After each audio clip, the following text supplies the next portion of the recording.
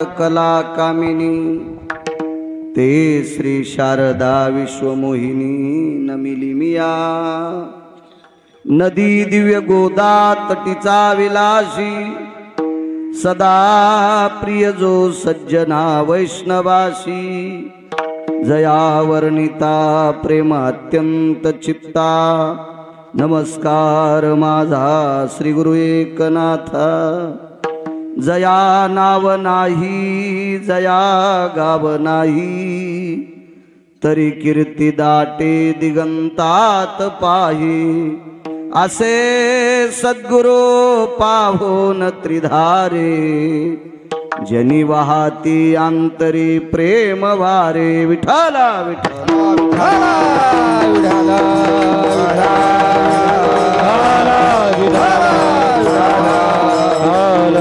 भांडाचा धनी तो संती केला ऋणी मनोनी नाचे माघे माघे वाहे अंगे आपुलिया प्रस्तुत प्राप्त प्रसंग निवडलेला भंग विश्वमान्य विश्वभूषण विश्वाधिकार विश्वप्रिय देवमान्य शांती ब्रह्मनाथ बाबा यांचा प्राप्त प्रसंगी निवडलेला अभंग विढाला विढाला आवाज कळाला पाहिजे लोकांना त्याचा बेस कमी करा व्यवस्थित करा प्राप्त प्रसंगी निवडलेला अभंग माझ्या पैठणच्या मालकांचा आहे शांती ब्रह्म एकनाथ महाराज सांगतात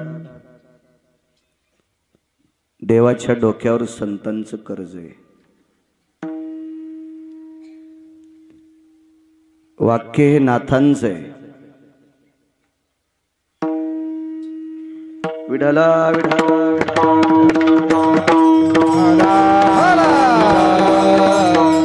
पक्वाद वाजितान खेळू नये व्हॉट्सअप हा असा कसा स्वर आम्हाला ऐकू येईन विठाला विठाला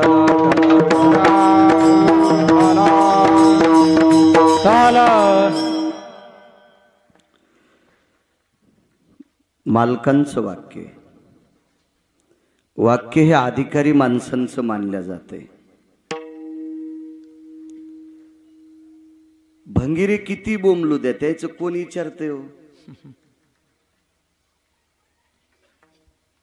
भंगिरे नादच असतो भुकायचा त्याने किती भुकू द्या चांगलं भुकू द्या वाईट भुकू द्या कोण मानित त्याचं महाराज वाक्य दमदार माणसांचं असते दुर्बळाचे कोण दुर्बळाचे कोण दुर्बळाचे कोण दुर्बळाचे कोण जगी मानिती वचन जगी मानिती वचन जगी मानिती वचन जगी मानिती वचन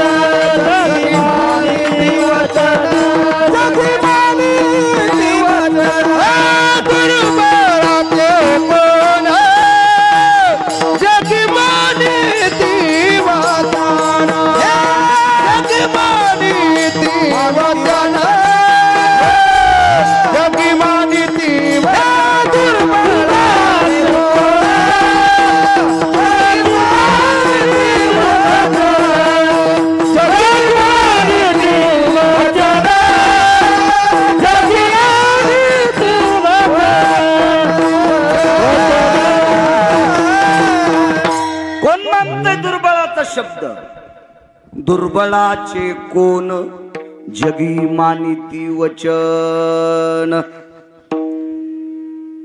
एखाद्या वेळेस त्याचं खरं जरी असलं तरी त्याला संध्याकाळची भाकरी खाल नसली की त्याला त्याच्या जवळचे पण मानित नाहीत दुर्बळाचे कोण ऐके घालो नियामन राहिले कारण तया वाचून काय ते दुर्बळाचे कोण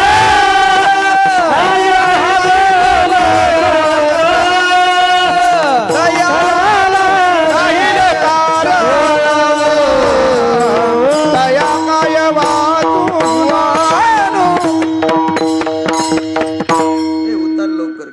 दुर्बळाचे कोण जगी मानिती वचन, असाच एक पुरावा. दुर्बळाचे कोण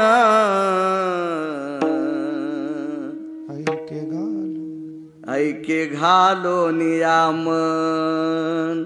सर्वसामान्याचं कोण चित्त लावून ऐकत आहे, कोण मन घालतं तिथं वारकरी? नाही नाही नाही, दमदार माणूस लागतो, दमदार. शांती ब्रह्म एकनाथ महाराजांचं वाक्य किती दमदार. तुम्हाला आणि मला इथं किती दिवस ठवाच आहे, मात सगट.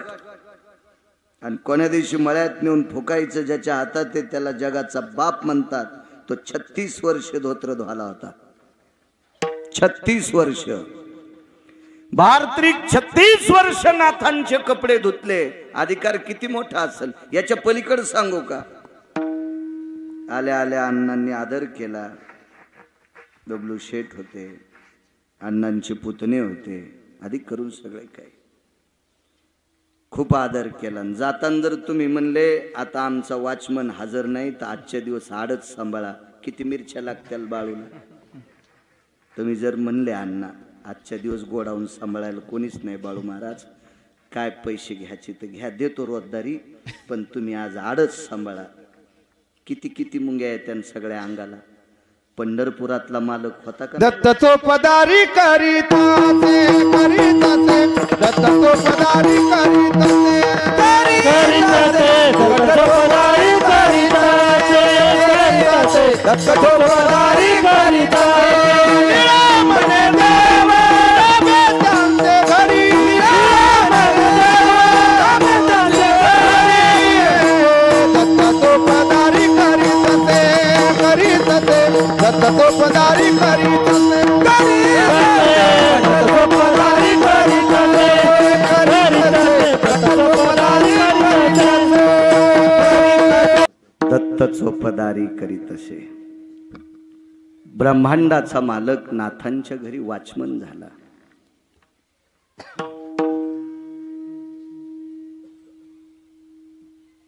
एकनाथ महाराजांच्या पायाला चिटकलेल्या मातीची बरोबरी गिरगावचा बाळू करू शकत नाही.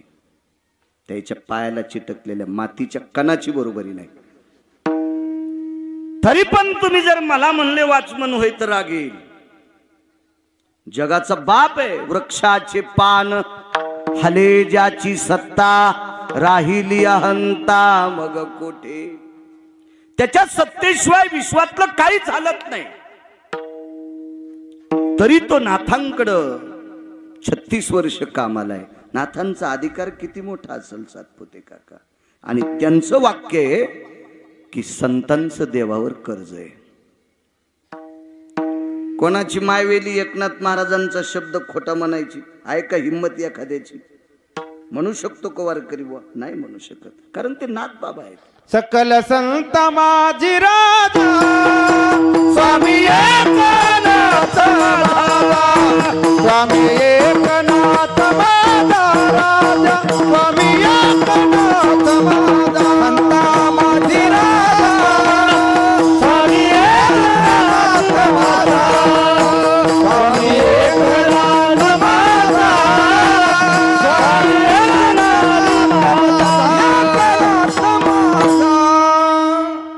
गोविंद उभं राहून घेत जाय. रोज आम्हालाच घेतो, कधी कधी लोकायला मदत घेत जाय ना. विठाला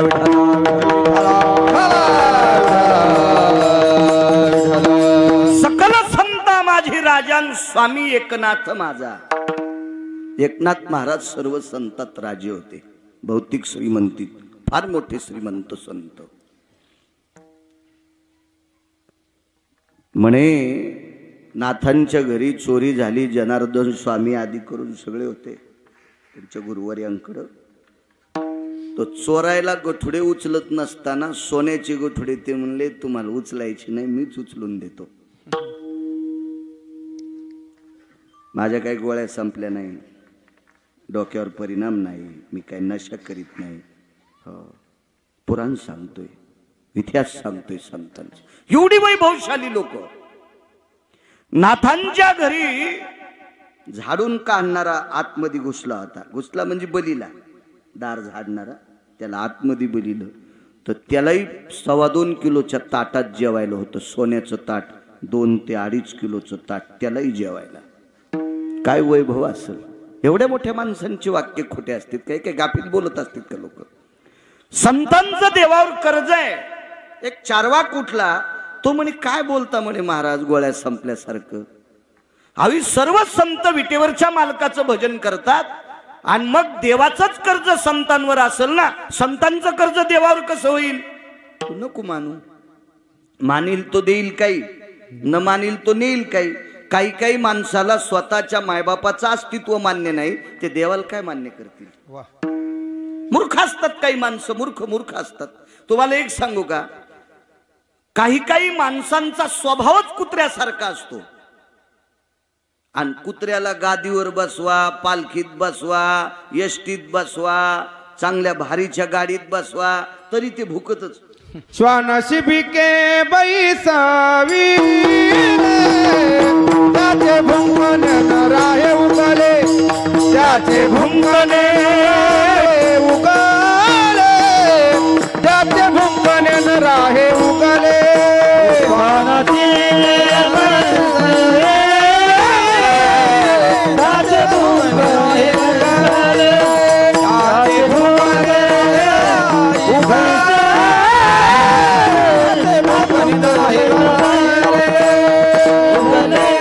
स्वानशिबिके बैसविले. पालखीत जरी कुत्र बसलं तर ते भुकतच असतं, स्वभाव असतो कुत्र्याचा. तशी काही माणसं चारवाकासारखी असतात, निंदाखोर असतात, ती करत असतात निंदा, त्यांचा तो स्वभाव आहे. कसं शक्य आहे म्हणे, मालकांचा पुरावा आहे. देव ईश्वात मोठा आहे त्याबद्दल दुमत नाही, पण याचं मोठेपण जर कोणी मोठं केलं असेल तर ते संतांनी केलंय. अमोची अभावे तुझा देवपण, अमोची अभावे तुझा देवपण, एका विसरोनी राहिलाची, एका विसरोनी राहिलाची. अमोची अभावे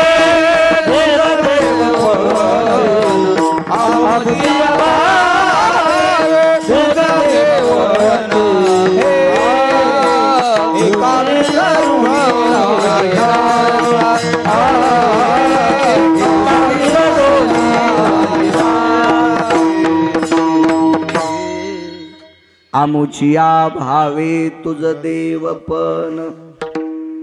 देवाला देवपण जर कोणी आणला असेल, त्याला होतं देवपण, माहित होतं का आपल्याला. ज्ञानोबाराय, तुकोबाराय, नामदेवराय, चोखोबाराय, नाथबाबा, सावता महाराज, रविदास महाराज, कबीर महाराज, निवृत्ती दादा, गोरोबा काका, हे जर 18 संत जन्माला आले नसते तर देव आपल्याला कळाला असता का. मग देवाला तू देव आहेस असं देवाचं मोठेपण दाखवायचं काम संतांनी केलंय. विश्वाची कुलदेवी कोण ठावी केली? कुलदेवी कुळीची कुलदेवी, कुळीची कुळीची कुलदेवी, गेली ठावी संताने, गेली ठावी संताने,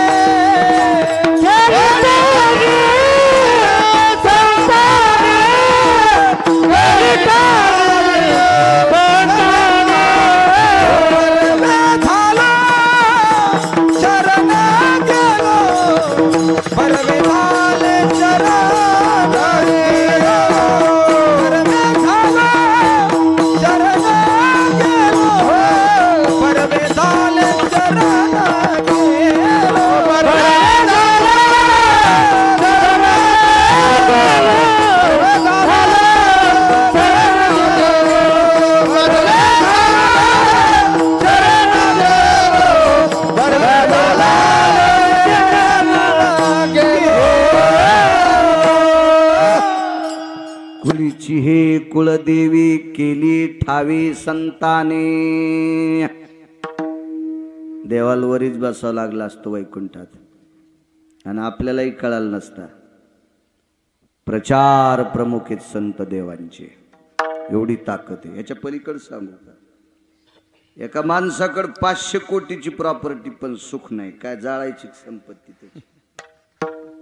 सौख्याम नैवाम पदरियाशु द्रव्य राशी भया स्थितो या मृगानाम सर्वत्वेयो किमं यत अर्थेषु जायते. नरक म्हणजे पर्वतासारखं द्रव्य आहे त्याच्याकडे पण सुख नाही. काय करतो मग ते संपत्ती? देवाला पण सुखाची कमतरता होती. संताची सुख झाले या देवा मनवोनी सेवा करी त्यांची. सुख नव्हतं देवाकडं. कोणी दिलंय? संतांनी.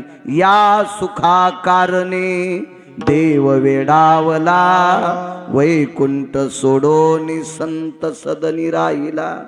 म्हणजे सुख सुद्धा देण्याची ताकद संतातच आहे. मग का मोठे नाहीत संत? या सर्व कर्तव्याचं कर्ज देवाच्या डोक्यावर आहे. मनोनी नाचे मागे मागे. नाचणं म्हणजे घुंगर बांधून नाही. संतांची पडलेली कामं करणं इति नाम नाचणे.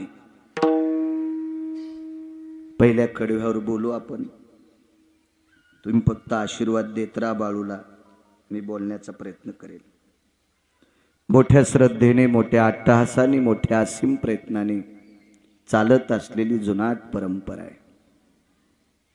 भगवान ओंकारनाथाची कृपा, देवांची कृपा, दिव्य तेजस्वी असा अधिष्ठान. या परम पावन अधिष्ठानावर मला वाटते गेल्यावी वर्षी गंगाभाऊ अण्णांनी आमंत्रित केलं. विश्वस्तांच्या वतीनं, गावकऱ्यांच्या वतीनं, कमिटीच्या वतीने, संस्थांच्या वतीने. आदरणीय बाबूरावजी अण्णा यजमानपद गेल्या वर्षी त्यांच्याकडे होतं. याही वर्षी होतं. मागे एकदा एका पुण्यप्रसंगाच्या कार्यक्रमाला सुद्धा आमंत्रित केलं अण्णांनी. शाळेत कार्यक्रम होता. तिसरी वेळ येण्याची. याही वर्षी आदरणीय बाबूराव अण्णांमुळे इथे येण्याचा योग आला. या पवित्र मातीचं दर्शन झालं. या अधिष्ठानाचं दर्शन झालं. प्रत्यक्ष अन्नपूर्णेचं वास्तव्य या पवित्र मंदिरात आहे. जाज्वल्य अधिष्ठाने.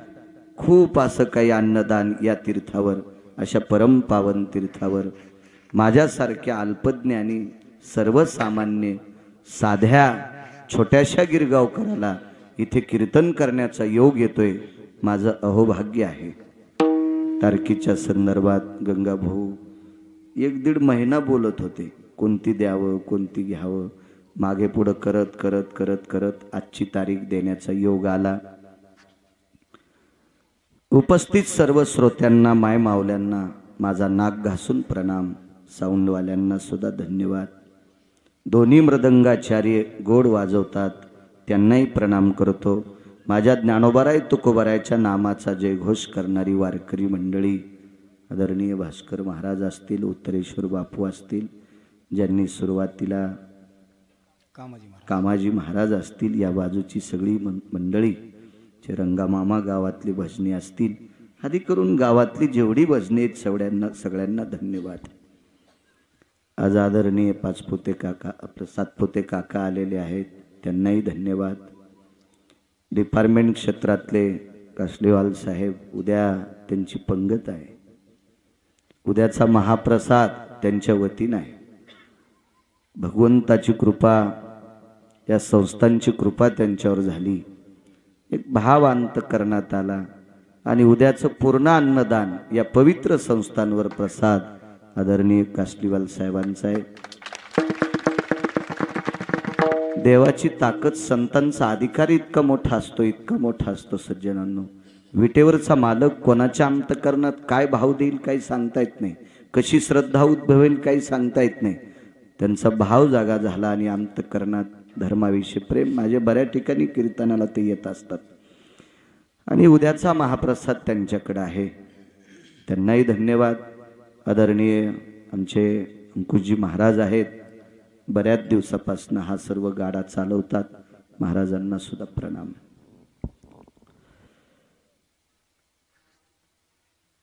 देवावर संतांचं कर्ज आहे. आणि हे कर्ज फेडण्यासाठी वाटेल ते त्यांचे काम करतोय. वेळ फार झाला. एक दोन मुद्दे तुमच्या पुढे मांडतो. अण्णा कीर्तन कमी करत नाही, काळजी करू नका.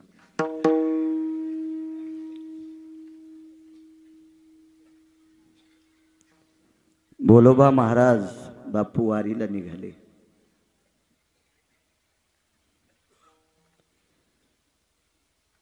दोन चार महिन्यापासून आपल्या धर्मपत्नीला म्हणाले, कनका मी तुला पुढच्या वारीला घेऊन जाणार, मोठ्या वारीला, आषाढी वारीला मी तुला घेऊन जाणार. धर्मपत्नीला म्हणाले. आमचे सोहळ्यातले वारकरी आहेत सोबतचे, नित्य आम्ही सोबतच असतो. मला पायी चालायचा काही त्रास होत नाही, सातपुते ते काका. या अपघातामुळे बॉयलजनला त्रास आहे म्हणून बसावं लागतं. हे पाप असेल एखाद्या जन्मातलं. विठाला विठाला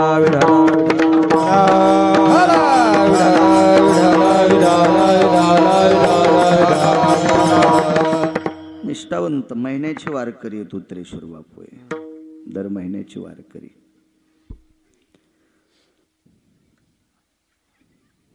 पाच चार महिन्यापासून असा टकळा लागला होता की मालक या वारीला मला नेणार आहेत. तो संती केला ऋणी याच्यावर सांगतोय. कर्म नो ग नो गती. भोलोबा महाराजांचे मित्र होते चाकणचे पाटील.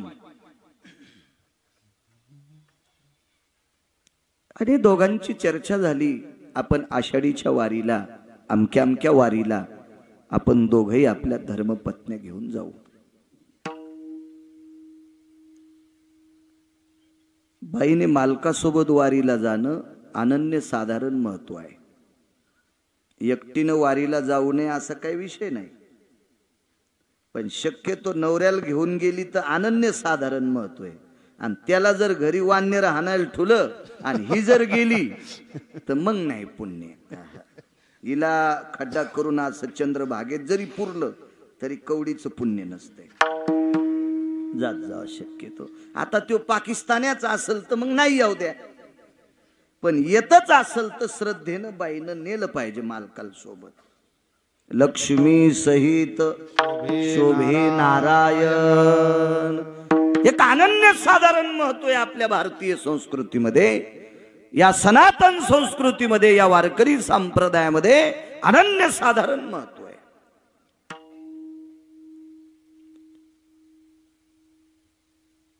तीन दिवसानं निरोप आला, चाकणचे पाटील आजारी आहेत. चिठ्ठी आली, भोलोबा महाराज मी येऊ शकत नाही. तो संती केला ऋणी सांगतोय. काय कर्ज आहे देवावर संतांचं. शक्य नाही, मला येणं नाही, भोलोबा महाराज येऊ शकत नाही. ठीक आहे. त्यांना असं वाटलं उद्या तरी बरं वाटेल. ते निष्ठावंत माणसं आहेत, ते काय असं थोडंफार दुखण्याला घरी थांबणारी माणसं नाहीत, ते निष्ठावंत लोक आहेत. भोलोबा महाराजाला वाटलं ज्या दिवशी निघायचं त्या दिवशी चाकणच्या पाटलाचा बदल होईल आणि निरोप येईल, मला घेण्यासाठी येतील ते. पण नाही. उद्या वारीला निघायचं. संध्याकाळी कनकाबाईला सांगितलं. कनका, नाव होतं कनकाबाई. कनक म्हणजे सोनं, कनक म्हणजे सोनं. काय नाव आहे गोड. पुराणातली नावं आपल्या मुलींची ठेवत जा, मुलांची नावं पुराणातली ठेवत जा. विद्वान माणसाला विचारून नावं ठेवत जा. जिला कवडीची अक्कल नाही त्या आंटीला विचारायचं आणि त्या आमची आंटी नाव ठेवून तिसऱ्याच दिवशी सासूल फुकून दिलं आणि तिला काय लायकी नाव ठेवायची. इतकी अक्कल असती का तिला नाव ठेवण्याची. 4-2 वर्ग शिल्लक शिकली म्हणजे फार शहाणी असती का ती. विद्वानांना विचारून नाव ठेव जा. काय नाव आहे? कनकाई. कनका जी. चाकणचे पाटील आजारी आहेत ग जी, म्हणून द्रौपदाबाई येऊ शकत नाहीत. आणि त्या येणार होत्या म्हणून दोघी एकमेकीला बोलायला चालायला सोबत होतात, म्हणून मी तुला नेणार होतो. आता हे शक्य नाही ग. जी मालक, जी जी. एक रस्व दीर्घ इतकी चूक नाही. इथं बसलेल्या कोण्याही माणसानं पत्नीला म्हणावं, मी तुला अमक्या अमक्या ठिकाणी नेणारे महिन्यापासून बोलावं आणि निघायच्या दिवशी सकाळी म्हणावं मी तुला नेत नाही. नाही जरी काही बोलली तर चेहरा मांजरानं टोकारल्यावानी होईल, वरखंडल्यावानी होईल. इतकं तरी होऊ शकतं, इतकं तरी होऊ शकतं. रस्व दीर्घ इतकं दुःख नाही, कारण मालकाला वारीला वाट लावायचंय. आपला चेहरा अप्रसन्न दाखवता काम नाही. जी मालक, जी जी जी जी. पिशवीतली चोळी काढली, पातळ काढलं, बऱ्यापैकी स्वतःच्या वस्तू होत्या, कुंखाचा करंडा होता, सगळं काढून घेतलं. मालक 2-3 पिशव्या होत्या, त्या पिशव्यात काही इकडचं तिकडचं सामान होतं, मी सगळं काढून घेतलंय. बरं बरं, काय हरकत नाही.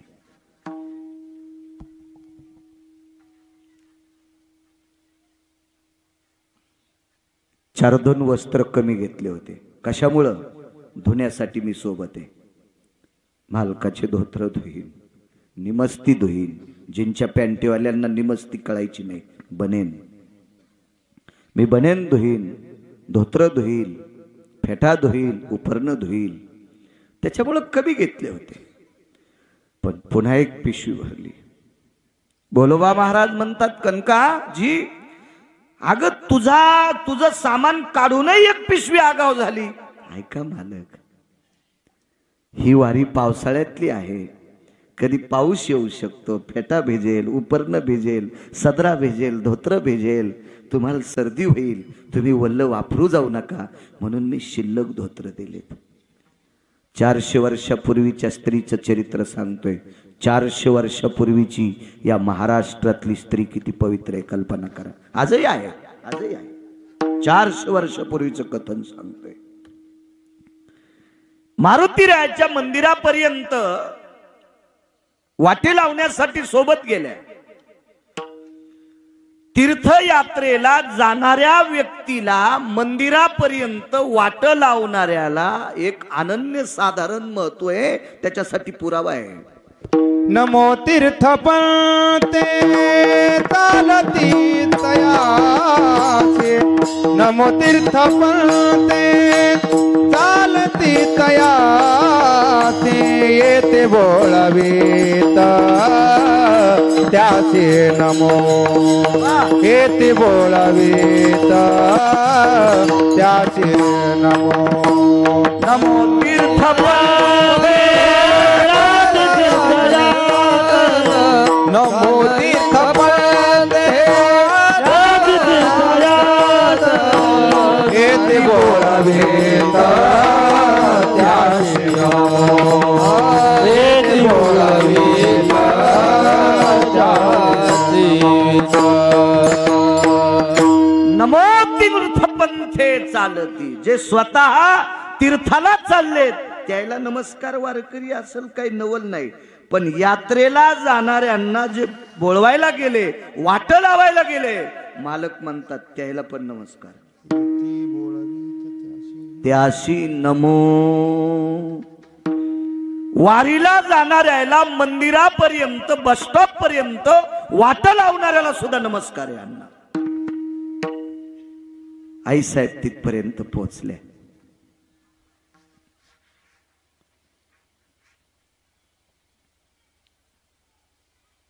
सोबत कोणीतरी एक जण होत. हाताला स्पर्श केला आणि सांगितलं, बाळा मालकाचं वय झालंय, सांभाळ बरं, सांभाळ त्यांना. एकदा अभंग म्हणत असताना ते पाणी पित नाहीत, काही नाहीत. भोपळा सोबत दिला, पाण्याचा भोपळा. पाण्याची आठवण करून द्यायचंय रे. इतकं प्रेम आपल्या पतीवर, इतकं प्रेम. निघाली वारी. बोलोबा महाराज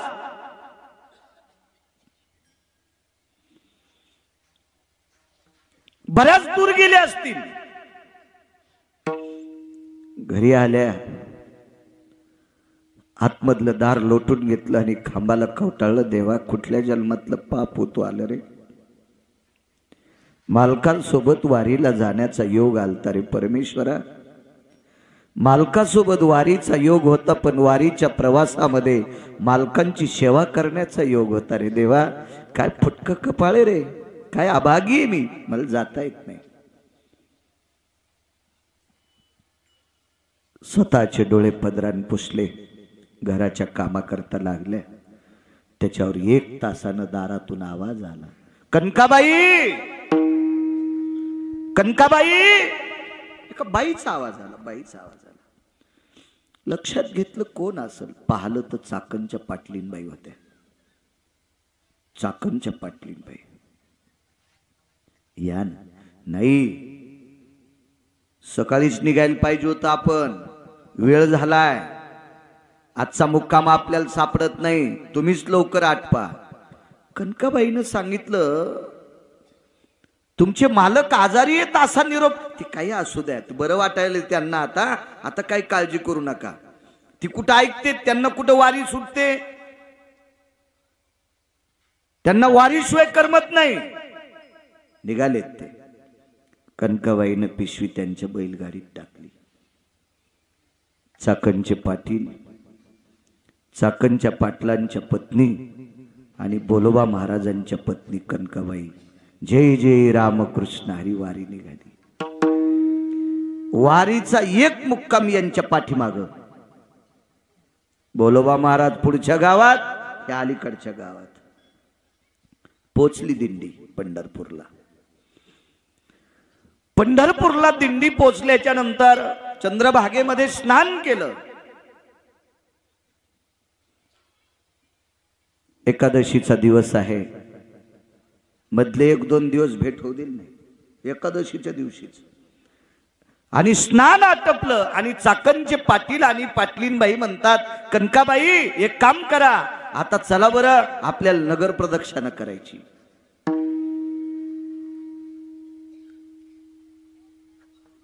चाकणचे पाटील आपल्या पत्नीला सांगायचे, प्रिये, फार मोठ्या निष्ठावंत वारकऱ्याची धर्मपत्नी आहे बरं, तुला जितकी सेवा करता येईल तितकी सेवा करण्याचा प्रयत्न कर. कनकाबाईला स्वतःचं लुगडं एकही दिवशी चाकणच्या पाटलीने धुऊ दिलं नाही. रोज धुवायचं, रोज रोज रोज रोज. चाकणच्या पाटलीने रस्त्याने काड्या जमा करायच्या, 3 दगडाची चूल मांडायची, स्वयंपाक करायचा, पाटलांना जेवायला वाढायचं आणि मग या दोघी जणीनं जेवायचं. ताट लावायचं कनकाबाईला. कनकाबाई म्हणायच्या, पाटलीनबाई काय तुम्ही सगळं पुण्य घेता? नाही म्हणे, तुमच्यासारख्या महान साध्वी स्त्रीची सेवा घडती आमचं अहोभाग्य. आणि एकादशीच्या दिवशी नगर प्रदक्षिणा निघाले. चंद्रभागेचं स्नान आटपलं होतं आणि पुंडलिकरायाच्या जवळ आल्याच्या नंतर बोलोबा महाराजांचा संतपर अभंग चालू होता. अभंग चालू होता संतपर.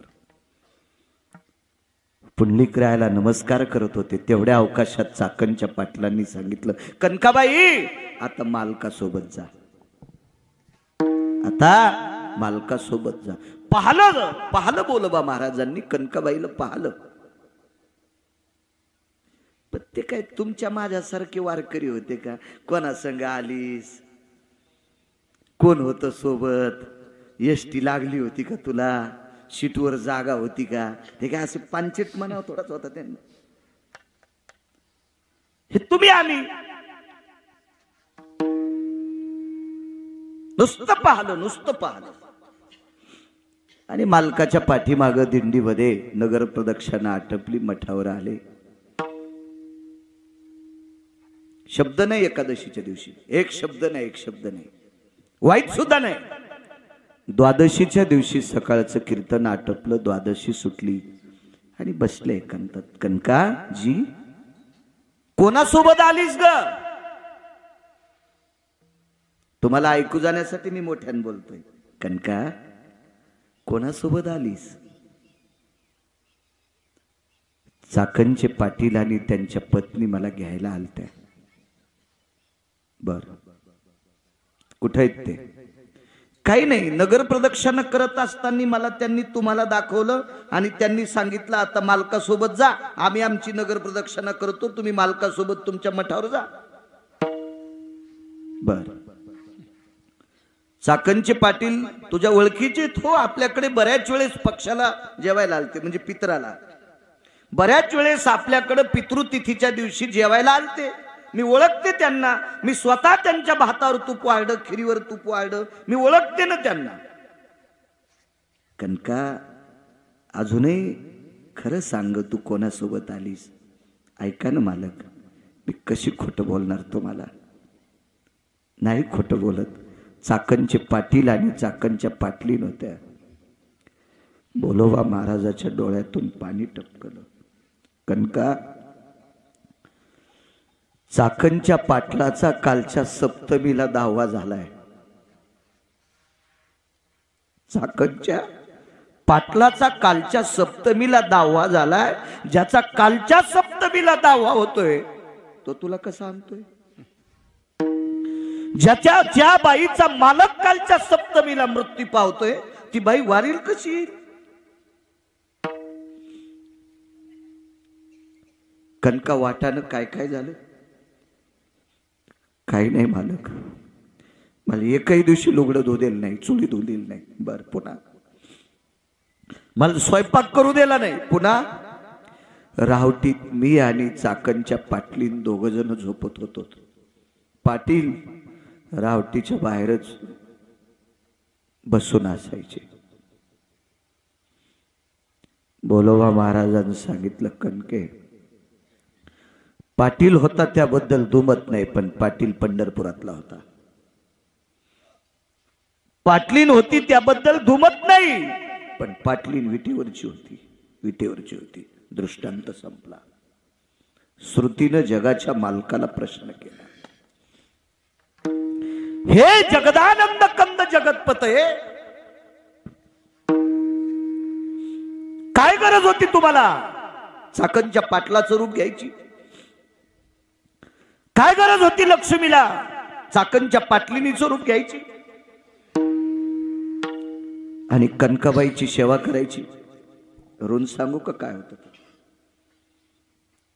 कनकाबाई एकदा मालकासोबत दर्शनाला गेलत्या, त्यावेळेस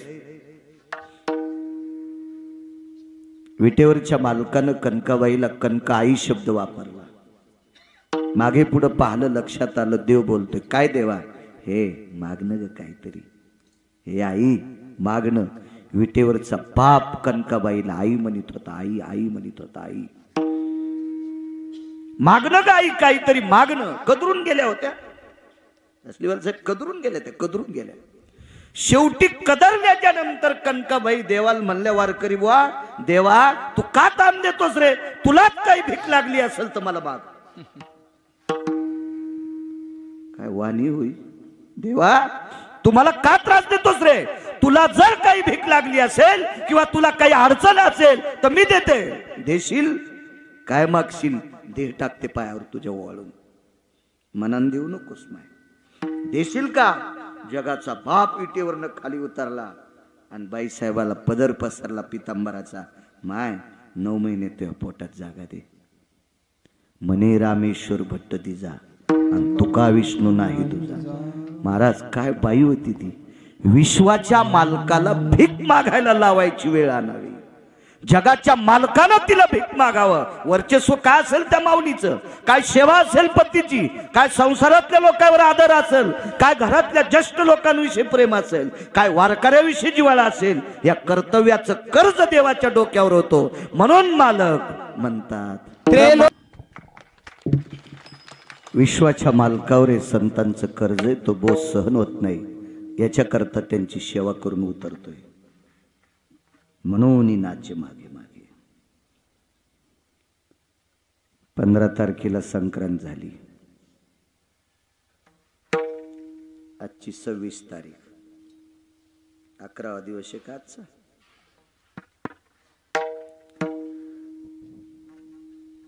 अशी एक संक्रांत. तेर नावाचं गाव आहे. त्या गावामध्ये या महाराष्ट्राच्या मातीतल्या या भारत देशातल्या पवित्र स्त्रियांना आपल्या मालकाच्या सौभाग्याचं वाण देण्यासाठी संक्रांतीच्या दिवशी सुगडं लागते.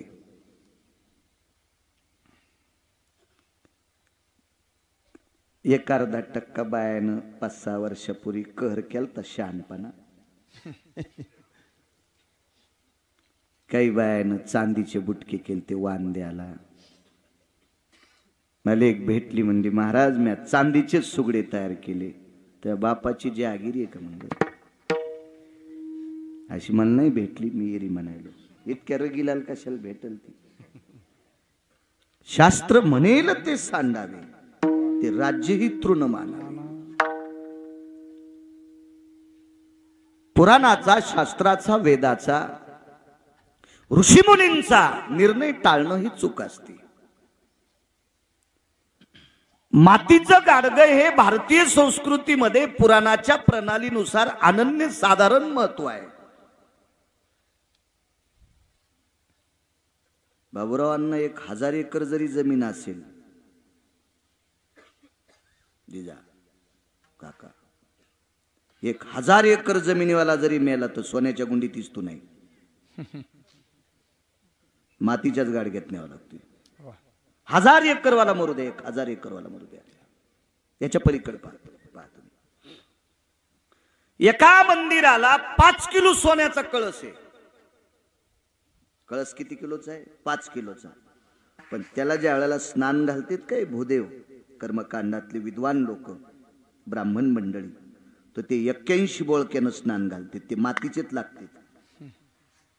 मग कळस 5 किलोचा आहे, मग एखादा तांब्या आणता येत नाही का भास्कर बसवण्याचा? पण नाही जमत, त्याला मातीच लागत. मी आता करत नाही. मागे मी जायचो 27 वर्षापूर्वी. कधी कधी वनाची वास्तू काय असेल तर कधी योग यायचा जाण्याचा, नुसतं पाहायचा योग यायचा. आपली काय लायकी एवढ्याले घर पाहायची. आपल्याला 5-6 पत्राचं घर आहे का नाही, कशाला आगावपणा. पण पाहण्याचा योग येत होता. 4.5 कोटीचं घर एका व्यक्तीचं, 4.5 कोटीचं घर.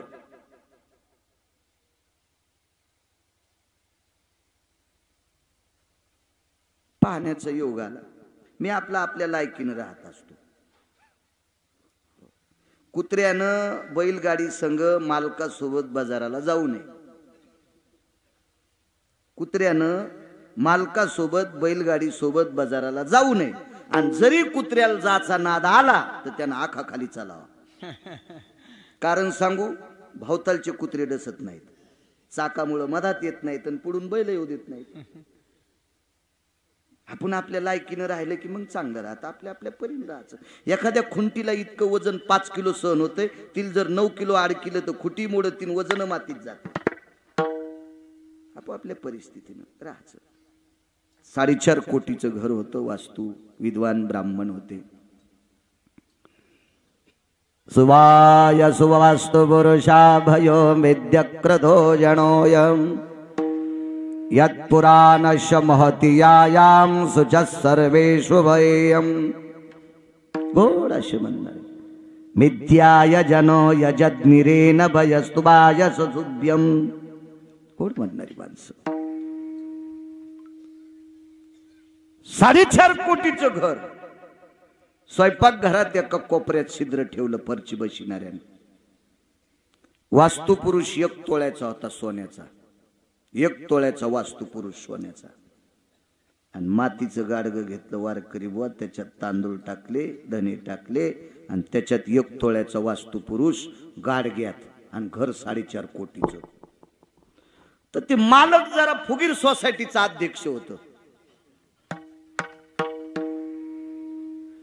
ते म्हणला, महाराज तुम्हाला एक लक्षात येतं का? म्हणलं काय रे? म्हणे 4.5 कोटीचं घर आहे, वास्तुपुरुष 1 तोळ्याचा आहे, 62,000चा. आता काय तोळा असेल काय आपल्याला काय माहित नाही.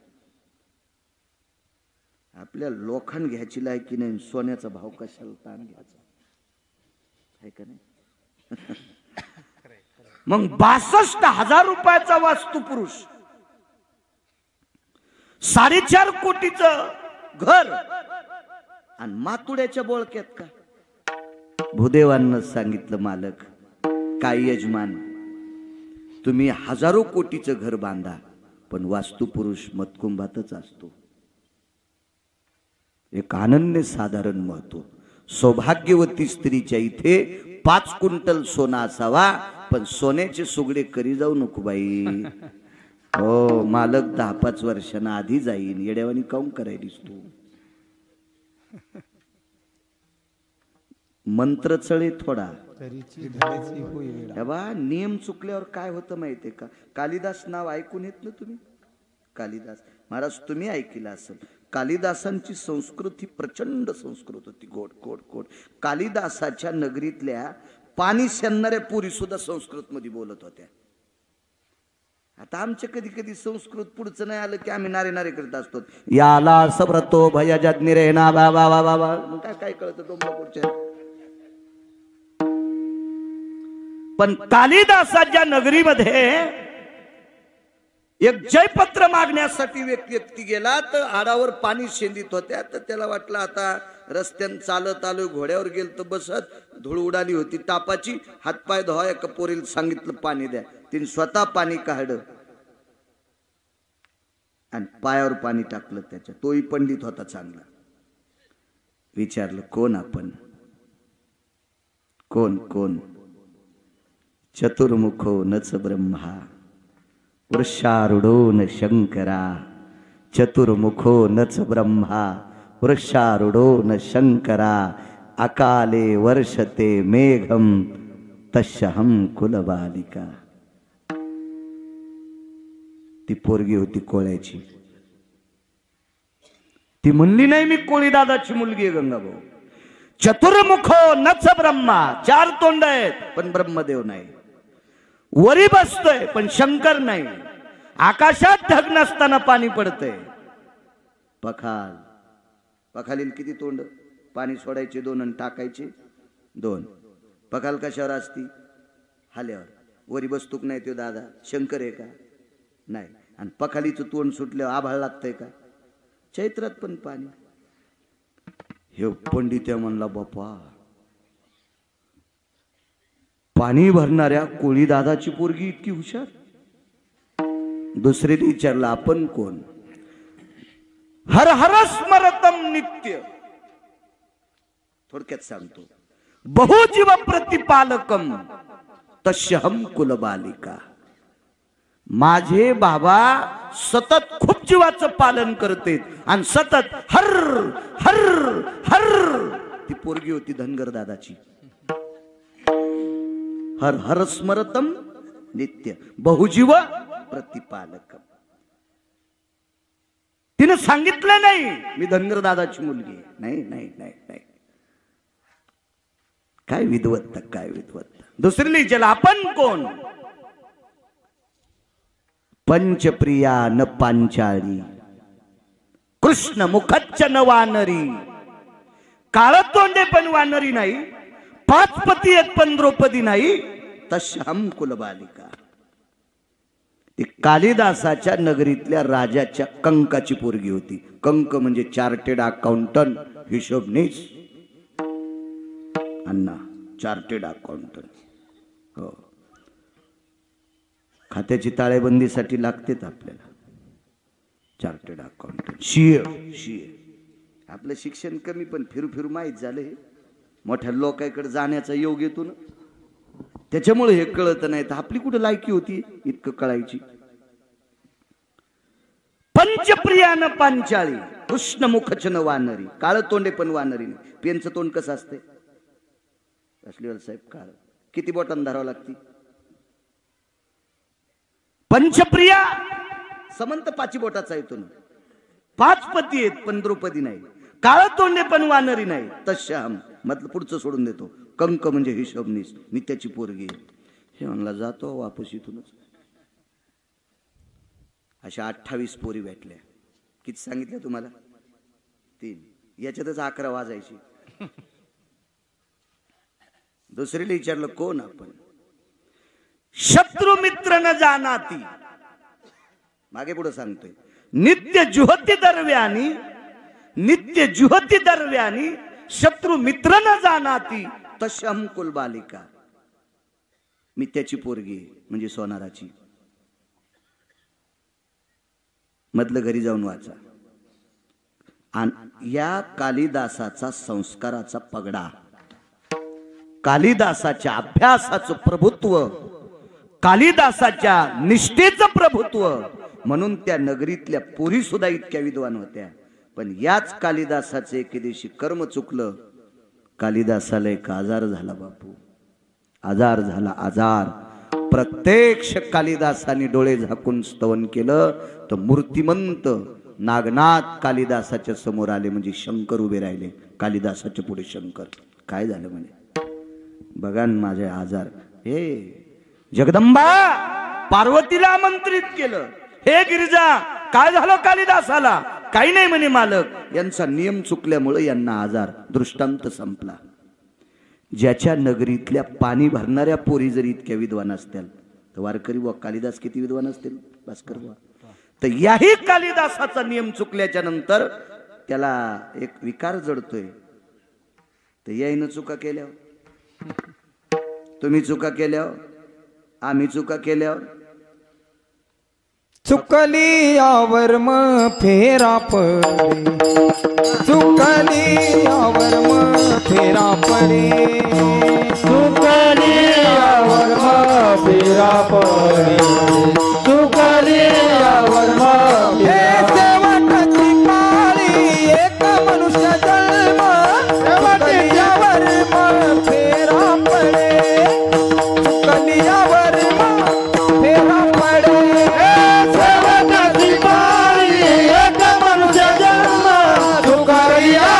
मग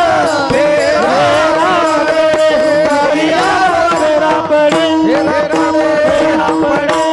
म्हणून चुका नाही करायच्या. पक्वाद्याला किती बोल पाठ आहेत त्याच्यापेक्षा तंबाखू खातो का हे तपासा. चट मातीत गेलं. खात नसताना तुम्ही नाही, चांगली गोष्ट आहे, खाऊ नका. कीर्तनकार किती विद्वान आहेत त्याच्यापेक्षा तंबाखू खातो का ते सुंबळ्या पहिल तपासा. त्याची काय लायकी लोकांना उपदेश करायची मला सांगा तुम्ही. लोक पाय पडतात म्हणजे कीर्तनकार लय शहाणा झाला का? त्याच्या वागण्याची किंमत असावं तर त्या कीर्तनकाराला कीर्तन म्हणायचं असतंय, कीर्तनकार म्हणायचं असतंय. नियम नाही चुकायचे. माझं एक मत होतं की वाण हे मातीच्या सुगड्यानं द्यावं.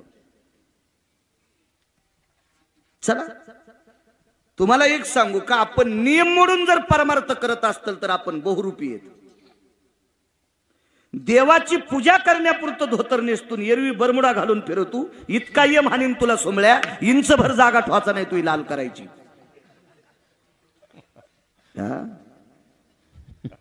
तू पोटाची खळगी भरण्यासाठी नाटक करायला देवाला फशी तू सोमळ्या हरामखोरा. विठाला विठाला. सत्पुरुष काकांना म्हणायचे, काका काका फार सात्विक होते. काकाची पांडुरंगावर फार निष्ठा होती. फार निष्ठा, फार निष्ठा, फार निष्ठा. काय कायचा पानचटपणा.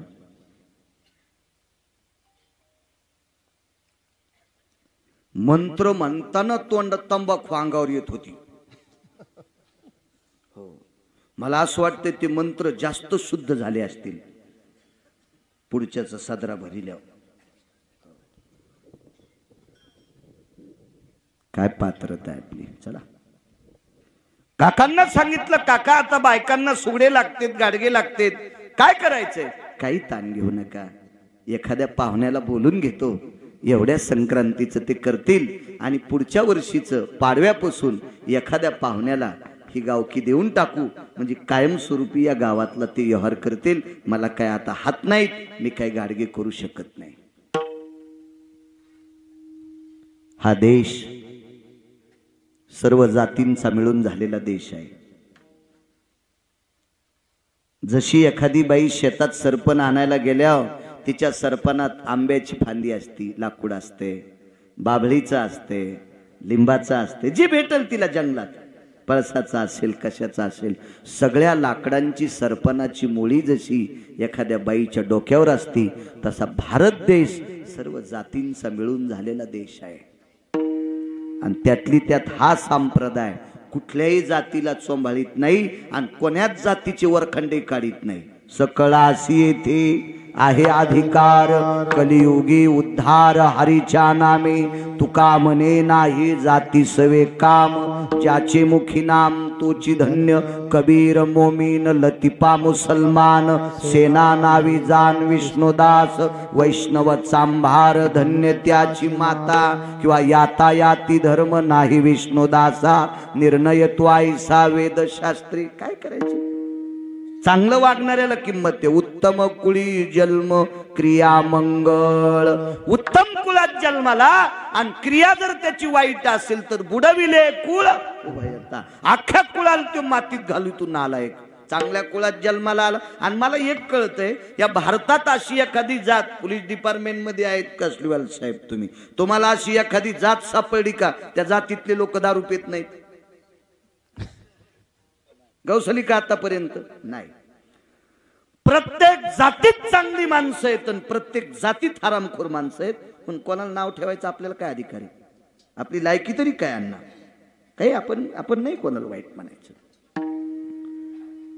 काका अत्यंत निष्ठावंत होते 15 दिवस निघून गेले 7-8 दिवस राहिले गावातली एक पवित्र सात्विक सदाचारी पुण्यशील माऊली काकांकडे आली आणि काकांना प्रणाम केला 100-200 एकरची मालकी पण काकाच्या गळ्यात तुळशीची माळ कपाळाला गोपीचंद काका रस्त्याने चलत असताना 10 फुटाच्या पुढचं पाहत नव्हते काकांनी कधीही कोणा स्त्रीच्या डोळ्यात डोळे घालून बघितले नाही इतकी पवित्र दृष्टी काकांची होती इतकी काकांची नजर आणि जरी बोलायचा प्रसंग आला असेल तर जिचा अंतरपट सुटलाय ती जर सोडून दिली तर जगातल्या ज्येष्ठ स्त्रीला ते माय म्हणायचे आणि कनिष्ठ स्त्रीला बहीण म्हणायचे ही गोरोबा काकाच्या वागण्याची प्रणाली होती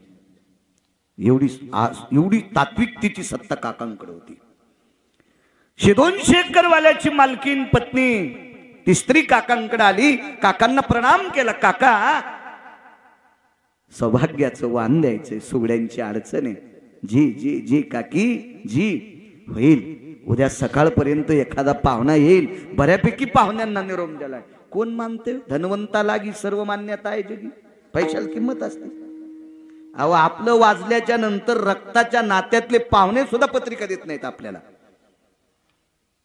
रक्ताच्या नात्यातले पाहुणे सुद्धा म्हणजे त्याचं वाजलंय याला नको पत्रिका नियम आहे सृष्टीचा नियम आहे निसर्गाचा नियम आहे काकाची परिस्थिती नाजूक कोण विचारतंय ती बाई घरी गेली त्या दिवसपासून काकाच्या त्या वेळेपासून दुपारपासून काकाच्या अंतकरणात सारखी चिंता होती काय करावं त्या दिवशी अर्ध पानगच खाल्लं काकाने दिवस माळाला गावातली सर्व देवदर्शन झाले तेरला फार मोठं शिवलिंग आहे कवटाळीत बसत नाही असं शिवलिंग आहे एका पातशाहीनं घन मारलाय लोखंडाचा म्हणून त्याचा खालचा भाग तडा गेलेला आहे मी पाहिलं बऱ्याच वेळेस तेर एवढं मोठं शिवलिंग फार विस्तीर्ण शिवलिंग आहे तेरला काका उपासक होते त्या देवतेचे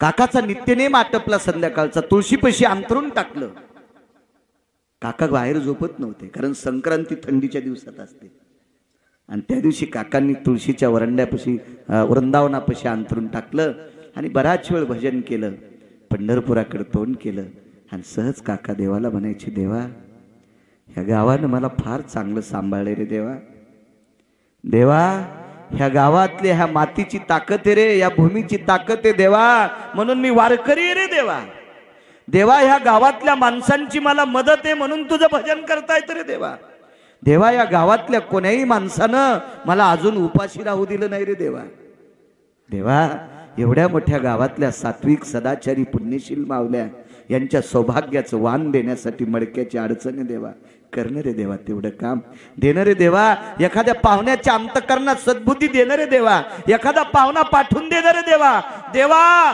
जेवढी मिळकत होईल देवा तेवढी त्या पाहुण्याला देऊन टाकीन रे देवा पण एखाद्या पाहुण्याच्या मनात जागा देणं रे देवा आणि काका चिंतन करीत करीत धावा करीत अंथरुणावर डोकं टाकलं काकानी गावातल्या मावल्यांनी पुरुषांनी केलेल्या प्रेमाचा जिव्हाळा म्हणून काका मध्यरात्री